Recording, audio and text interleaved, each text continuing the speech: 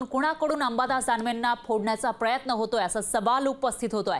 कारण अंबादास दानवेंनी फोन बंद करून ठेवलेला आहे, पण अंबादास दानवेंवर फोन बंद करण्याची वेळ का आली असाही सवाल उपस्थित होतोय। दानवेंच्या दाव्याची भाजप आणि शिवसेनेकडून मात्र खिल्ली उडवण्यात आली आहे। सत्ताधाऱ्यांकडून फोडण्याचा प्रयत्न केला जात असल्याचा दावा विरोधी पक्षनेते अंबादास दानवेंनी केलाय। सत्ताधाऱ्यांच्या फोनाफोनीमुळे दानवेंनी फोन बंद केल्याचं सांगितलं। शिवसेना आणि भाजपने दानवेंच्या या दाव्याची खिल्ली उडवली आहे।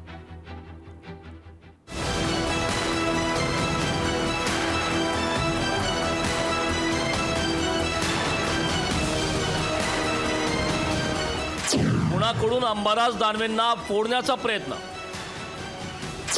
अंबादास दानवेंवर फोन बंद करण्याची वेळ, दानवेंच्या दाव्याची भाजप शिवसेनेकडून खिल्ली।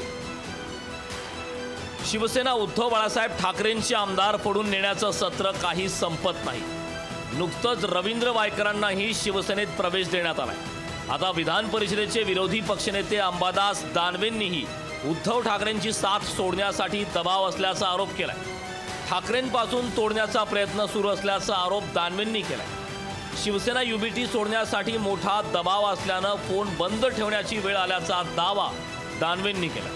मला वाटत नाही एखादी निवडणूक असणं नसणं, लढणं न लढणं ठीक आहे, मला तर लढायला भेटेल असा आत्मविश्वास पण नाही लढायला भेटेल, तरी संघटनेचं काम करायचं मी सुस्पष्टपणे सांगतोय।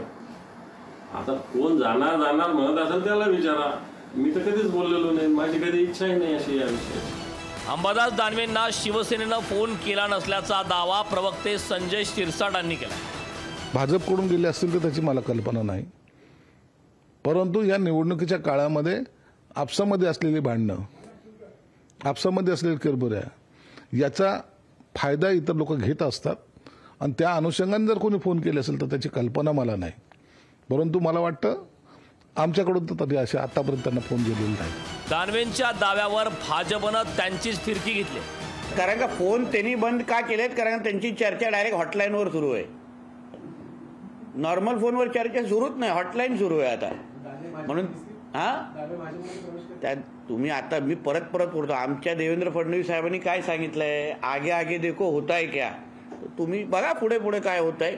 आजच्या दिवशी सगळ्या ब्रेकिंग बातम्या कशाला। अंबादास दानवेंनी संभाजीनगर लोकसभा उमेदवारीसाठी दावा केला होता, त्यानंतर त्यांनी चंद्रकांत खैरेंवर आरोप केले होते।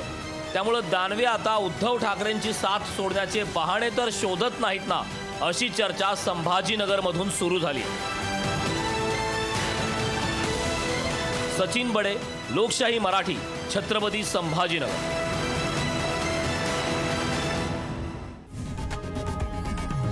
लोकशाही मराठी, ऐका, पहा, जागरूक रहा।